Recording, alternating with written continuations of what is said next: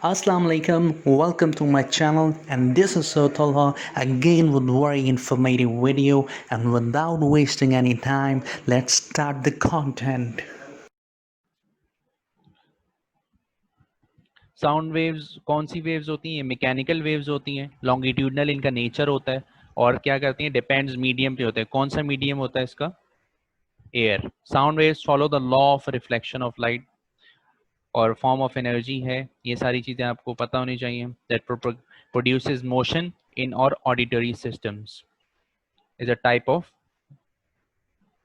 Mechanical wave. There are different categories of sound. So audible sound कौन से होते हैं? ऑडिबल साउंड या ऑडिबल रेंज या ऑडिबल वेव्स, कुछ भी कह सकते हैं इसको। इंफ्रासोनिक, मुझे आप लोग बताएं।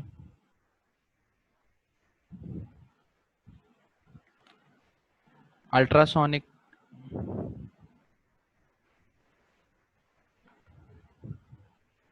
ठीक है, ये तीनों चीजें क्या होती हैं? Audible sounds are the sounds which we could hear easily. The sounds that could be heard is called audible sound. कौन कितने इसकी फ्रीक्वेंसी होती है? फ्रॉम 20 हर्ट्ज टू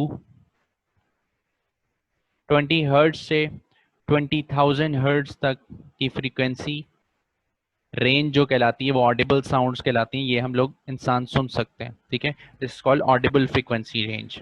इंफ्रासोनिक कौन सी होती है? जिसकी फ्रीक्वेंसी लेस देन 20 हर्ट्ज होती है। Less than 20 hertz are called infrasonic. Ultrasonic क्या होता है? The frequency ranges more than 20,000 hertz. More than 20,000 hertz ultrasonic कहलाती है। ये चीज़ें आपको याद होनी चाहिए। दोनों आवाज़ें इंसानी कान नहीं सुन सकते, ठीक है। कुछ आवाज़ें जो 20 हर्ट्ज से कम होती हैं वो भी इंसान को नहीं आती, और जो ज़्यादा होती हैं वो फिर कान ख़त्म हो जाते हैं,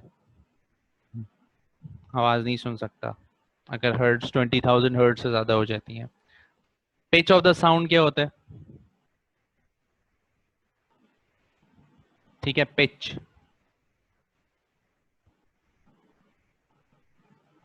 ये सिंपल डेफिनेशंस हैं, डेफिनेशंस के तौर पे आ सकती हैं। तो कैरेक्टरिस्टिक ऑफ साउंड है जो आपको डिस्टिंग्विश, अब जैसे आप कर सकते हो बिटवीन अ श्रिल साउंड और अ ग्रेव वन। एक भारी आवाज और एक थिन आवाज में आप डिफरेंट कर सकते हो। This is called the pitch of the sound, कि किसकी कितनी पिच है। तो ये कैटेगराइज करने के लिए है साउंड को कि पिच क्या है इसकी, लो पिच है, हाई पिच है। क्वालिटी ऑफ अ साउंड, अगर सेम पिच और सेम फ्रीक्वेंसी के साथ एक आवाज आती है तो उसको कहते हैं हम लोग इसकी अच्छी क्वालिटी है, ठीक है। तो quality of a sound is that characteristic of a sound जिसमें हम लोग between the two different sources having same pitch and same frequency हम लोग डिस्टिंग्विश कर सकें, उसको कहते हैं क्वालिटी ऑफ अ साउंड। इतना इंपॉर्टेंट नहीं है। लाउडनेस ऑफ अ साउंड पता होना चाहिए आपको। लाउडनेस ऑफ अ साउंड क्या होता है?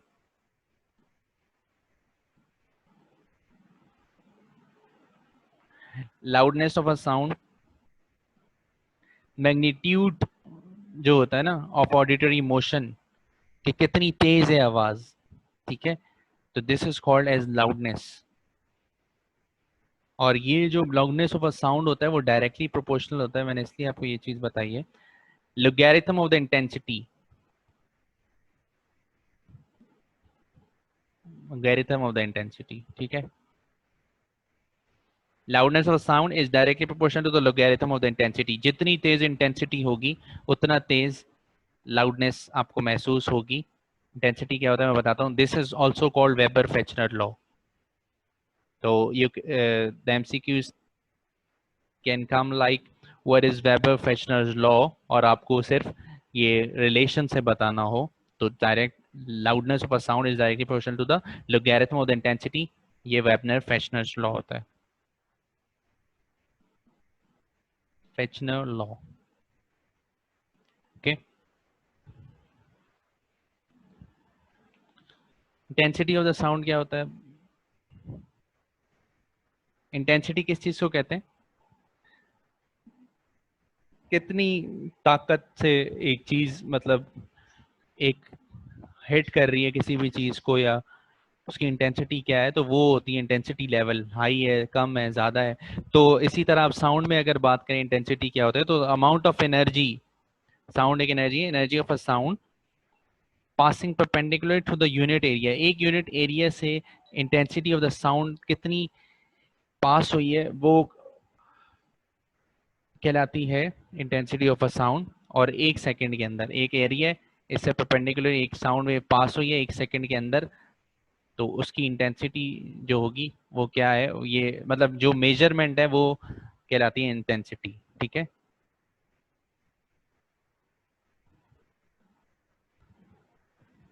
अच्छा, अच्छा, इसका यूनिट होता है वॉट पर मीटर स्क्वायर। ये आपको याद रखना है, इंटेंसिटी की डेफिनेशन पता होनी चाहिए। The amount of energy of a sound wave passing perpendicularly through unit area of a surface in 1 second, ये इंटेंसिटी की डेफिनेशन याद होनी चाहिए, आ सकती है। और ये फॉर्मूला और ये यूनिट भी याद होनी चाहिए।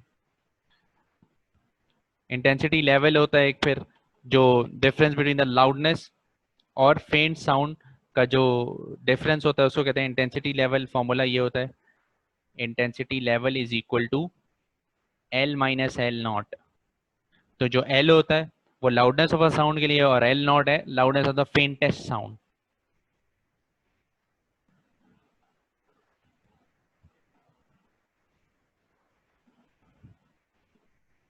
इसके साथ साथ आगे हम लोग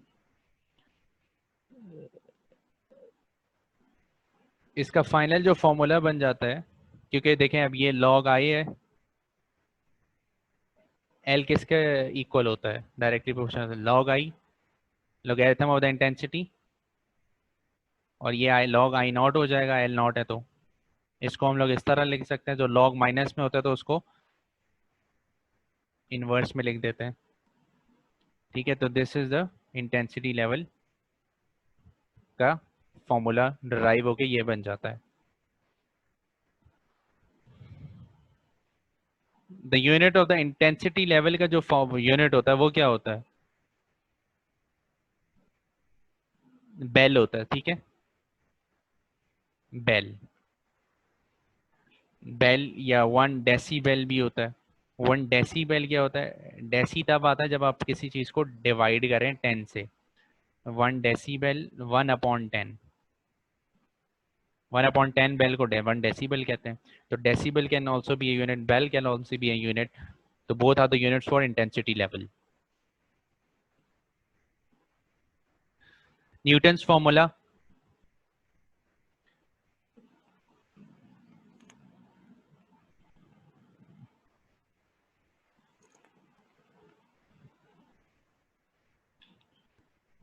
न्यूटन ने क्या किया था कि speed of the sound find करने के लिए उसने एक्सपेरिमेंट किया था।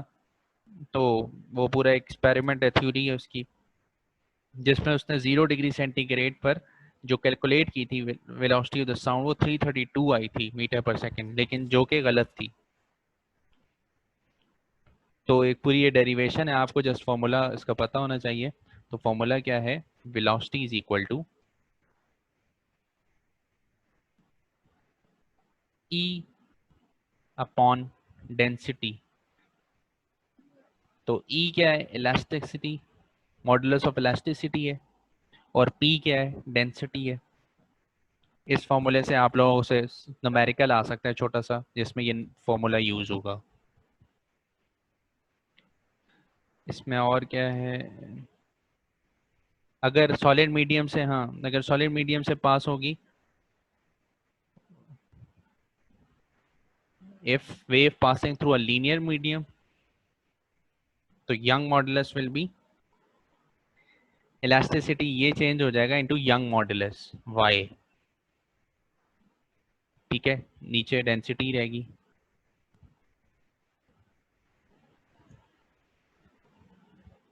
ठीक है, ई चेंज हो गया यंग मॉडुलस के अंदर, और अगर पास होगा, ये सॉलिड मीडियम के लिए होता है, सॉलिड मीडियम के लिए ये Young modulus, because this is Young modulus is equal to stress upon strain. बस आपको इतनी चीजें याद रखनी है, ज्यादा मैं डेप्थ में जा नहीं रहा क्योंकि डेप्थ में कुछ आएगा नहीं ई कैट के अंदर। और जो दूसरा मीडियम होता है लिक्विड और गैशियस मीडियम में जो आपके पास बल्क मॉडुलस होता है उसमें बल्क मॉडुलस आ जाता है यंग मॉडुलस की जगह। तो v is equal to velocity is equal to bulk modulus upon density. ठीक है, in case of water velocity की वैल्यू 1414 मीटर पर सेकेंड होती है। और बल्क मॉडुलस निकालने का क्या फॉर्मूला होता है, delta v multiply by delta v p, यहाँ पे p आता है सॉरी, या most of the cases beta given होता है, बल्क मॉडुलस की जो वैल्यू होती है वो गिवन होती है।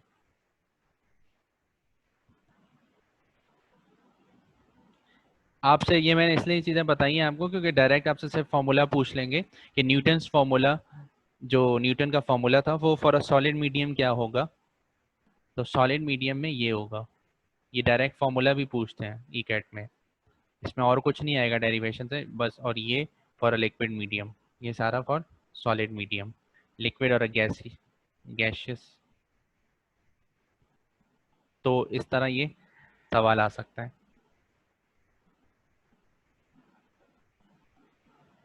न्यूटन की इजम्पशन जो थी वो आपसे ये पूछा जा सकता है कि वो सही थी या गलत थी, तो वो गलत थी। और उसकी जो वेलोसिटी पूछी जा सकती है कि उसने क्या वेलोसिटी कैलकुलेट की थी, तो वेलोसिटी जो कैलकुलेट की थी वो 332 मीटर पर सेकेंड कैलकुलेट की थी उसने, थियोरेटिकली जो एट 0 डिग्री सेंटीग्रेड जो उसने वेलोसिटी कैलकुलेट की थी। ठीक है, इसके बाद लेप्लास करेक्शन है।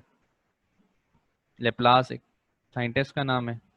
तो ही क्या किया था उसने, pointed out that propagation of sound waves in gaseous medium is adiabatic process. adiabatic process के थ्रू लैप्लास ने ये डिस्कवर किया था कि गैसियस मीडियम में जो साउंड पास हो रही थी वो adiabatic होती है।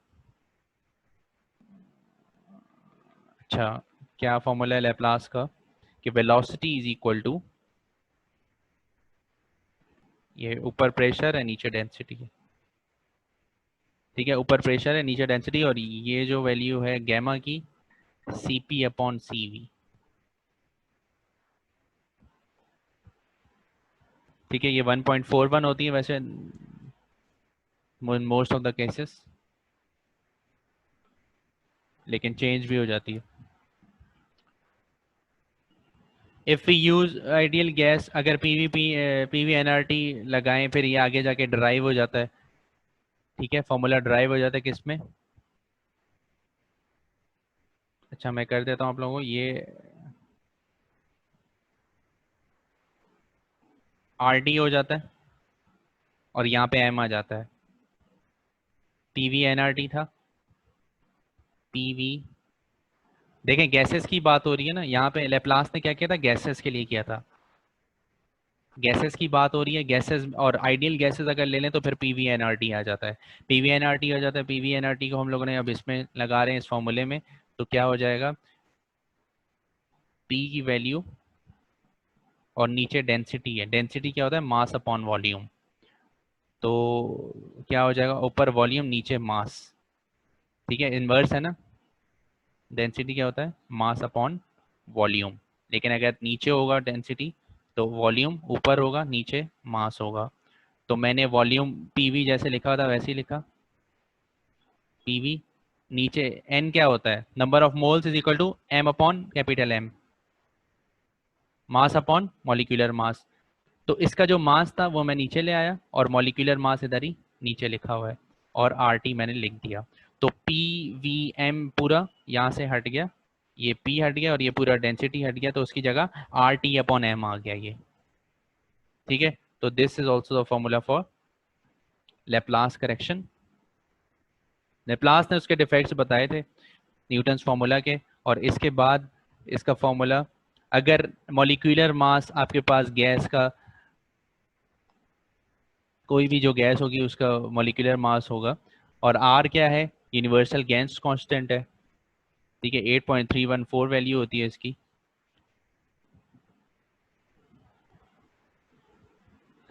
तो सिंपल अगर इसका एक स्टैंडर्ड फॉर्म में फॉर्मूला ये भी है कि 332 टी अपॉन 273।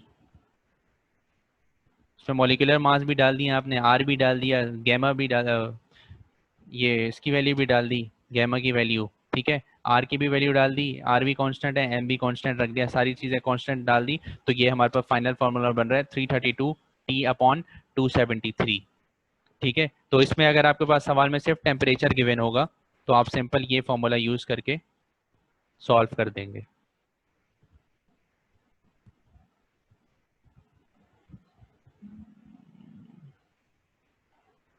ठीक है, ये आपके पास दो न्यूमेरिकल्स गिवन है इसी तरह के, आप लोग सॉल्व कर लिए। यही टेम्परेचर गिवन है और आपसे पूछा है वेलोसिटी क्या होगी, तो टेम्परेचर की वैल्यू आपने 600 केल्विन डाल दी और आपके पास वेलोसिटी आ जाएगी।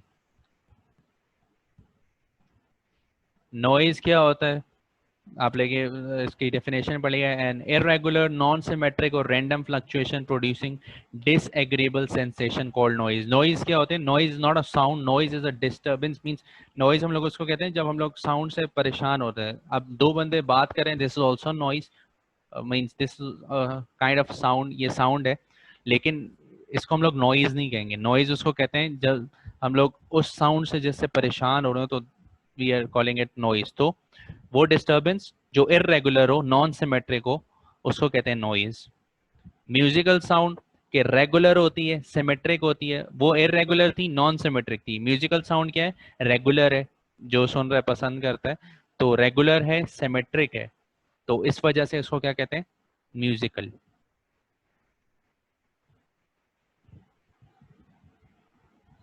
इंटेंसिटी लाउडनेस हम लोग पढ़ चुके हैं, इंटेंसिटी ऑफ द साउंड और लाउडनेस ऑफ द साउंड। तो इसके यूनिट याद रखिएगा कि यूनिट बेल होता है, सोनी भी होता है, डेसीबेल होता है, ठीक है, SONE, सोनी, डेसीबेल। और ये कन्वर्जन भी याद कर लें कि 10 decibel is equal to 1 bel, और 40 decibel is equal to 4 bel, और इज इक्वल टू 1 सोने। 1 सोने जो होता है वो 40 डेसिबल के बराबर है या 4 बेल के बराबर है, ये सब नोट्स में लिखा हुआ है। पिच, पिच पढ़ चुके, क्वालिटी पढ़ चुके, inference of the sound waves, interference of the sound waves. क्या होता है इंटरफेरेंस,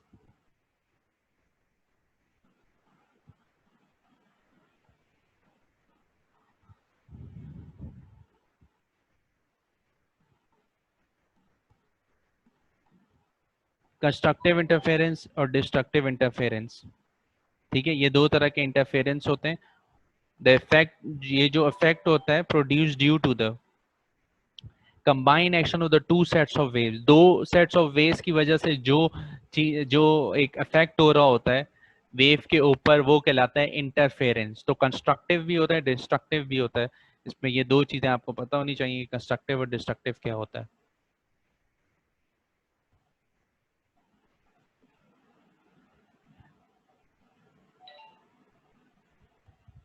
आगे ये चीजें लिखी हुई हैं, इको, रेजोनेंस, तो ये डेफिनेशन आप लोग पढ़ लिएगा।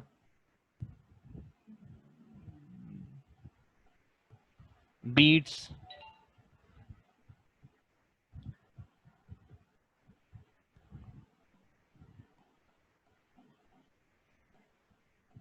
बीट्स की भी डेफिनेशन आप लोगों को पता होनी चाहिए। और बीट्स का फॉर्मूला क्या था, maximum beat FB F1 minus F2. The maximum beat frequency that the human ear can detect is about 7 beat per second. जो हम लोग ज़्यादा maximum beat सुन सकते हैं वो 7 beat per second होता है। This is the MCQs for your aptitude test. इस तरह के MCQs important होते हैं, ठीक है, ये पक्का कर लें ये वाला। Beats result from slightly different frequencies traveling in the same direction. Beats होता क्या है वो बताया हुआ है। अच्छा, इसको मैं बता देता हूँ आपको कि बीट्स क्या होता है। जो variation, periodic variation in loudness of a sound, ठीक है, लाउडनेस ऑफ अ साउंड में जो वेरिएशन हो रही होती है between the two different sources, दो डिफरेंट सोर्सेज के दरमियान, और दो डिफरेंट फ्रीक्वेंसी होती हैं, दोनों डिफरेंट सोर्सेज हैं, दो डिफरेंट फ्रीक्वेंसी हैं, एंड और जब बोथ आर टर्न साइमल्टेनियसली और दोनों चेंज हो जाएं एक साथ, तो it is called beats. Beats होती क्यों प्रोड्यूस है? Because of the superposition of the sound waves with different frequency produced by the two sources, दो If you sources feel से, like sharing this देखें video, दो please sources go हों and do different that for only spread the और उनकी knowledge दो level. की So on different this note, I frequencies would हों। like to say Allah Hafiz and take care, and don't forget to subscribe. ठीक है, तो फिर ये बीट्स जनरेट होती हैं। तो नंबर ऑफ बीट्स का फॉर्मूला जो ये है,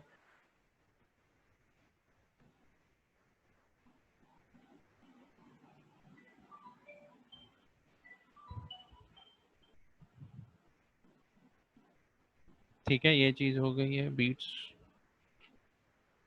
इसके अलावा डॉपलर इफेक्ट, हाँ एक टॉपिक रह गया, डॉपलर इफेक्ट। डॉपलर इफेक्ट में क्या करना है आपको? आपको जस्ट डॉपलर इफेक्ट के ना फॉर्मूले आते हैं डायरेक्ट, कि डॉपलर इफेक्ट का क्या फॉर्मूला होगा केस 1 के लिए, केस 2 के लिए। अब डॉपलर इफेक्ट था क्या कि ये change the apparent change in pitch of the sound, जो चेंज आता है पिच ऑफ द साउंड में ड्यू टू किस वजह से? दो चीजों की वजह से, between the source and the observer, source और ऑब्जर्वर। तो हम लोग डिफरेंट केसेस डॉपलर इफेक्ट में ये करते थे कि एक दफा सोर्स को एक जगह पे कर दिया और ऑब्जर्वर मूव कर रहा है, या सोर्स भी मूव हो रही है, ऑब्जर्वर भी मूव हो रही है, तो क्या चेंज आ रहा है? तो these are the 4 different cases. तो एक में जब ऑब्जर्वर रेस्ट पर है, सोर्स मूव कर रही है, एक में सोर्स रेस्ट में, ऑब्जर्वर मूव कर रहा है, और एक है both source and observer are moving. तो 3 तरह के ये डिफरेंट केसेस थे जिसमें हम लोग ने स्टडी करते हैं कि क्या चेंजेस आ रहे हैं in the pitch, pitch of the sound में क्या चेंज आ रहे हैं। ठीक है, ये चीजें हम लोग चेक करते हैं।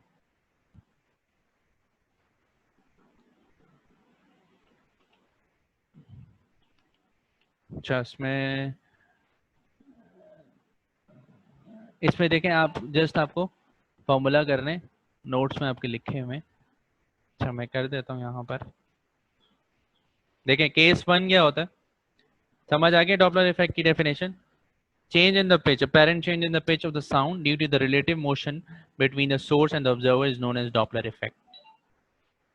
तो अगर case 1, if source is at rest,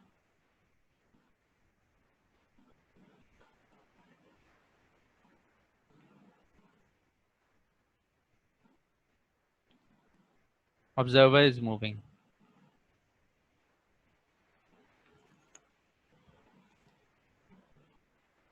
Observer move कर रहा है source rest में।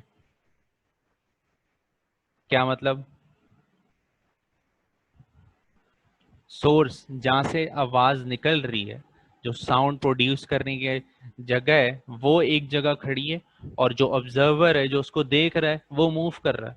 ठीक है, आप गाड़ी पे ट्रैवल कर रहे हो और एक जगह पे एक गाना बज रहा है, ठीक है, उधर से स्पीकर लगे हुए वहां पे, वहां से आवाज आ रही है, तो यू आर मूविंग, आप गाड़ी पे मूव करते हुए जा रहे थे और आप उसे देख रहे थे, तो सोर्स रेस्ट पर है, आप मूव कर रहे हो, तो उसका फॉर्मूला क्या है?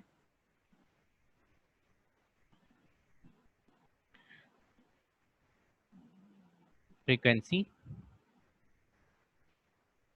1 plus v naught upon v, और ये फ्रीक्वेंसी। ठीक है, ये कब का है? जब केस 1 जब आप मूव कर रहे हैं और सोर्स रेस्ट पर है। अब दूसरा केस क्या है? When observer is at rest and the source is moving. See क्या एग्जांपल है? Case 2, source is moving and observer is at rest.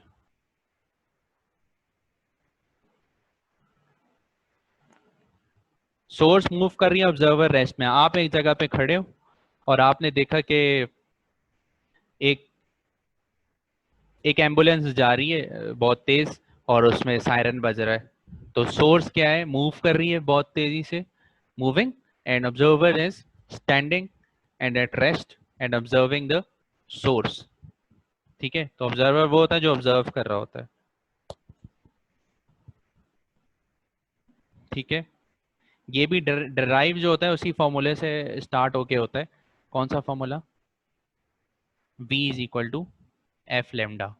यहाँ से शुरू होता है इसकी डेरिवेशन, फिर आगे ये लोग डराइव करके ये बन जाता है। ठीक है, और इसकी क्या होता है दूसरे का, दूसरे केस में क्या फॉर्मूला होता है? इसमें क्या होता है,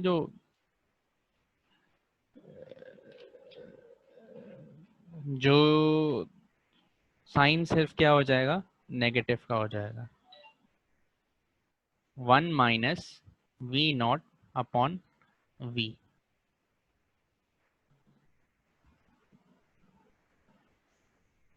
ठीक है, सेम फॉर्मूला, बस साइन आप याद रखें कि नेगेटिव का आ जाएगा यहाँ पे।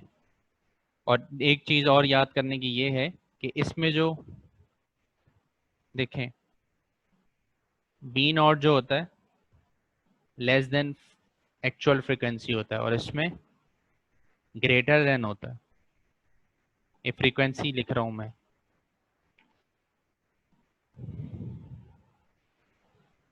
These are the two cases. The third case is about when both are moving. Case 3, observer and source both are moving.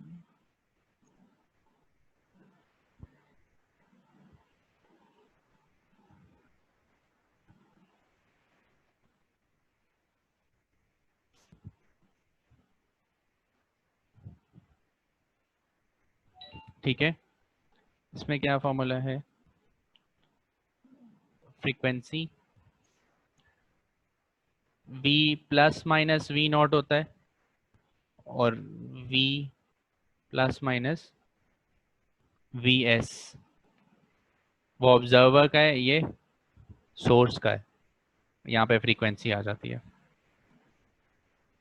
अब इसमें ये होता है कि टूवर्ड्स, एक केस होता है कि when a force source is moving towards the stationary observer, when the source is moving away from the stationary observer.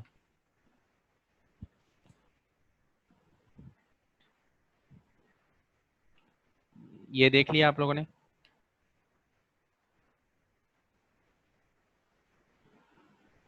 अच्छा, ये मैंने प्लस माइनस करके लिख दिए। इसमें एक कंडीशन ये होती है कि अगर when source and observer are moving towards each other, देखें both are moving, ये आप कंडीशन ऊपर वाली रखें, source and observer both are moving towards each other.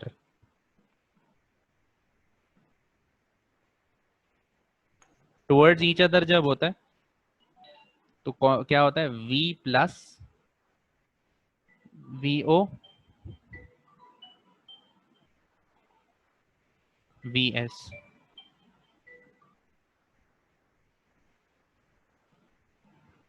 ये फ्रीक्वेंसी, ये फ्रीक्वेंसी,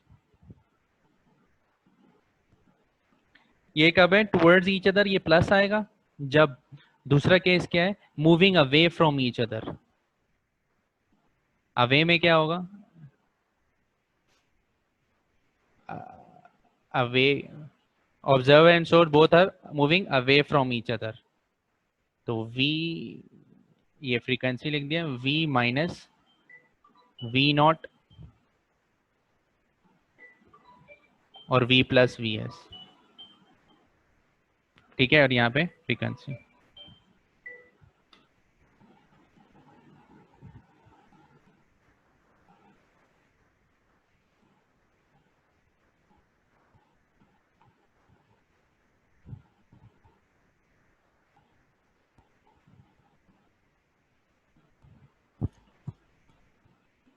ठीक है, वी हैव डिस्कस 5 केसेस। अच्छा, एक दो केसेस और हैं। When source is moving towards the stationary observer, source is moving, source move कर रही है स्टेशनरी ऑब्जर्वर के पास।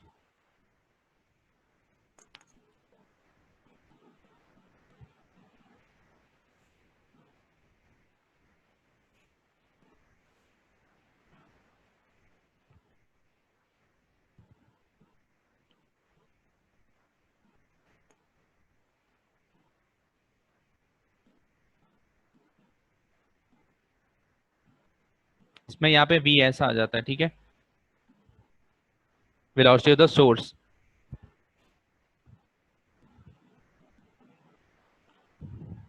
अब यही कंडीशन है पूरी, source is moving towards the stationary observer, तो source is moving away, source is moving away from the stationary observer का क्या है,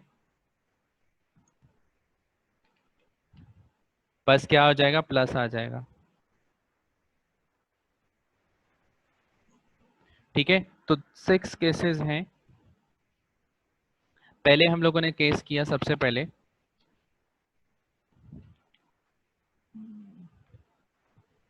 कौन सा केस किया कि when observer is moving towards stationary source, observer move कर रहा है स्टेशनरी सोर्स की तरफ, तब हम लोगों ने फॉर्मूला यूज किया 1 plus v naught upon v और वेलोसिटी, ठीक है, ये फॉर्मूला यूज किया for observer moving towards stationary source. जब अवे कर रहे हैं ऑब्जर्वर, अभी ऑब्जर्वर मूव कर रहा है, दोनों कंडीशन में ऑब्जर्वर मूव कर रहे हैं, एक बार टुवर्ड्स स्टेशनरी सोर्स और एक बार away from the stationary source. तो जब अवे होगा तो सिंपल एक चेंज आता है सिर्फ माइनस का,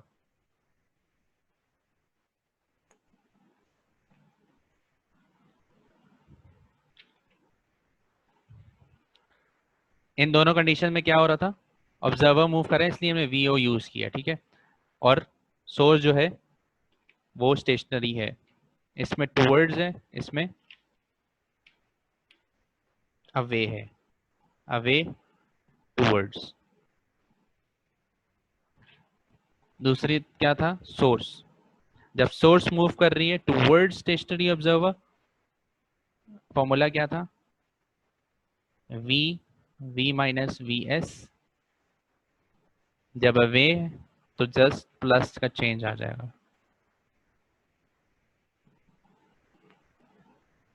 ठीक है। ये 4 केसेस हो गए, लिख देता हूं यहाँ पे, source moving, observer moving, away ये टुवर्ड्स, ये अवे, ये दोनों, ये भी ये अवे का है, ये टुवर्ड्स का है। पांचवा छठा, मैन जब दोनों टुवर्ड्स आ रहे हैं, both are moving,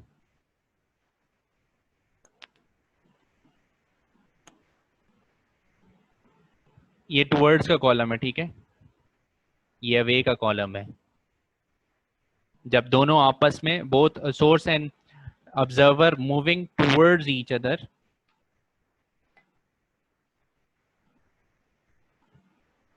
v plus v naught upon v minus v S,